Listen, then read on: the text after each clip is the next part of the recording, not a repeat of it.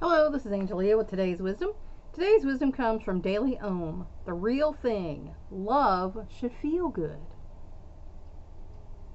Love should feel good. Relationships that leave you feeling depleted, sad, and making excuses are not based in love. Often in our lives, we fall prey to the idea of a thing rather than actually experiencing the thing itself. We see this at play in our love lives and in the love lives of our friends, our family, and even fictional characters.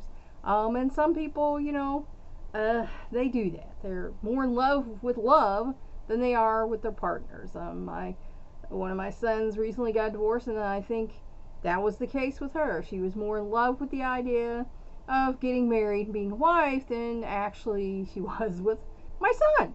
So that's a shame. But that happens. People have these fantasies in their lives.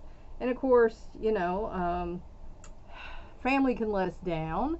They're human and they do let us down, especially if, they aren't the most well adjusted folks going. And even fictional characters. And some people have a problem with that. They sit around and, look at these fictional characters. I know some people like this, and they decide this is how it should be, and that's all fantasy. That's not real life. It's not how it should be because it's not real. The conceptualizing, depiction, and pursuit of true love are multi-million-dollar industries in the modern world, and that should tell you that modern love is kind of a construct. It's become a money-making thing for some people. However, very little of what is offered actually leads us to an authentic experience of love. Because real love has nothing to do with all the romantic BS. Moreover, as we grasp for what we think we want and fail to find it, we may suffer and bring suffering to others. Like the song, looking for love in all the wrong places. And I can say I did that when I was younger, because to me, I wanted my partner to be perfect. And when they were imperfect, I was not, okay with that. Because I, as a person, was pretty flawed. And so I didn't want them to be flawed. You're supposed to be, the Rock of Gibraltar here, not human, but I had to go to therapy and learn some things. Excuse me. When this is the case, when we suffer more than we feel healed, we can be fairly certain that what we have found is not love, but something else. Because in true love, you're both going to feel good. You're both going to be happy that you're in the relationship. When we feel anxious, excited, nervous, and thrilled, we are probably experiencing romance, not love. And, romance will fade. Romance can be a lot of fun as long as we do not try to make too much of it. And a lot of people do that. They fall into, a romance and they want that to be, their relationship. And then, a few years down the road, there's nothing below the surface, and so the relationship falls apart. If we try to make more of it than it is, the romance then becomes painful. And it does, because if you're trying to force it, it's not real. And I know I had a relationship. I have an ex-boyfriend that I was in a relationship with, and I felt like it was real for me, but after a year or two, he was not so much into me anymore. So for him, I think it was a romance. He liked the idea of being with me, but maybe not actually being with me so much. Romance may lead to love, but it may also fade without blossoming into anything more than a flirtation. And I mean, we've all had that. There's been people who flirt with me, You know, I certainly don't jump at every man that flirts with me. But you know, sometimes that's just all it is, and you can just appreciate it for what it is and move on with your life. If we cling to it and try to make it more, we might find ourselves pining for a fantasy, or worse, stuck in a relationship that was never meant to last. And a lot of people do that.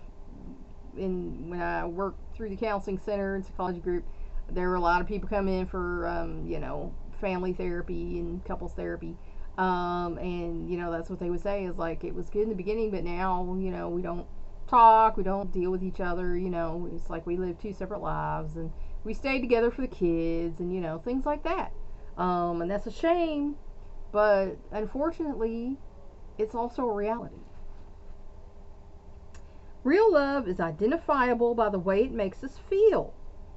Love should feel good, and it should. You know, if your hubby or wife walks in the door and you don't instantly get a smile on your face, that's a problem.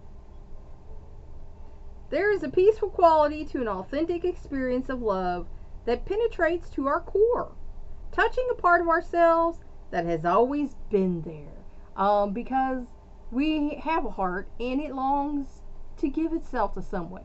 We love love. We want to feel love. And we got our love from Creator because He first loved us and He put love in our heart. And so we want to share that love with somebody.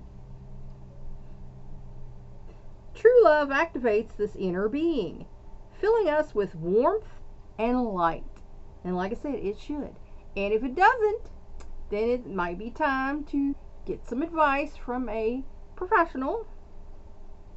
An authentic experience of love does not ask us to look a certain way. And I had a boyfriend like that years ago. Told me one day, "Oh, you look pale. Go put some makeup on." You know, it's like, oh, okay, so you're that shallow. I see. Drive a certain car or have a certain job. It takes us as we are. No changes required. And like I say, in the past I've had immature loves, and now, you know, I have a husband who accepts me for who I am. He likes what I do. He compliments what I do. You know, and he allows me to be me while he's being him, and then we meet in the middle. And that's called a mature love, and that's what, you know, the goal is. When people truly love us, their love for us awakens our love for ourselves. Because they're showing us love. If people really love us and care about us, they're showing us love. You know, if somebody's hating on you and being critical of you, saying negative things to you, that's not love. They remind us that what we seek outside of ourselves is a mirror image of the lover within.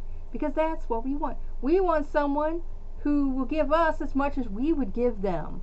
You know, and that's unfortunate in a lot of cases, because there's a lot of people in the world who are not giving people. They're withholding people or punitive people, and that's a shame, but that's the reality.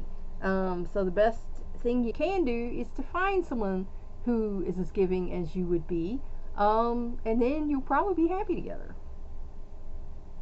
In this way, true love never makes us feel needy or lacking or anxious. And if you feel any of these things, then you're probably not truly in love. And if you feel like you are and you want to work on the relationship, go to couples counseling. Get a professional to help you out. Instead, true love empowers us with its implicit message that we are, always have been, and always will be made of love. Because you were. Your parents loved you because they came together in love and made you. And God loved you because, you know, you're here and He don't make mistakes, as they say. So, you know, if you're not sure if you have the real thing or not, love should make you feel good, not bad. And if it does, like I say, you might want to go talk to a professional about that and see if you all can save your love if you really think you love each other. Think about it. Please like and share this wisdom so we can spread it around the world. If you want to help me out, subscribe to my YouTube channel. If you want to help me out any more, go to my Patreon page and become a patron. That's all for now. Until next time.